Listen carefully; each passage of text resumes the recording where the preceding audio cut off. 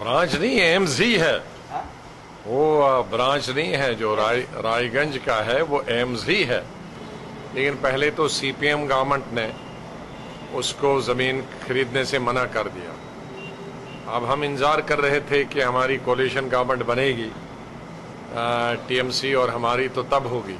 मुझे बहुत अफसोस है कि जब नई गवर्नमेंट टीएमसी की बनी तो सबसे पहले उन्होंने कहा कि हम वहाँ ज़मीन नहीं खरीदेंगे, इसको वहाँ से शिफ्ट करो।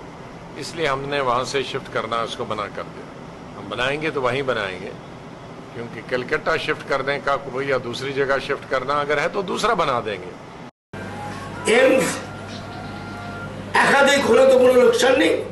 রায়গঞ্জের জমি নিয়ে একটু টানাপোড়েন চলছে। অন দ্য কন্ট্রারি কল্যাণীর কাছে একটা রেডিমেড জমি আছে। এখন যেটা রেডিমেড, আমি নিজে ব্যক্তিগতভাবে মনে করি রেডিমেড যে জমিটা আছে সেটাই হোক। তারপরে রায়গঞ্জেও যদি কেন্দ্রীয় সরকার করে রায়গঞ্জেও হবে। এটা আগুন দিয়ে খেলা হচ্ছে।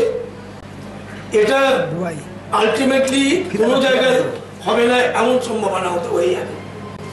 এই প্রকল্প ভেস্তে যাওয়ার প্রসঙ্গটা আমার মনে হয় তৃণমূল দলের থেকে এবং এই রাজ্য সরকারের দিক থেকে একটা চেষ্টা চলছেই। রাজ্য সরকার বলছেন চাষিদের থেকে তারা জমি নেবেন না, তারা কল্যাণীতে করবেন।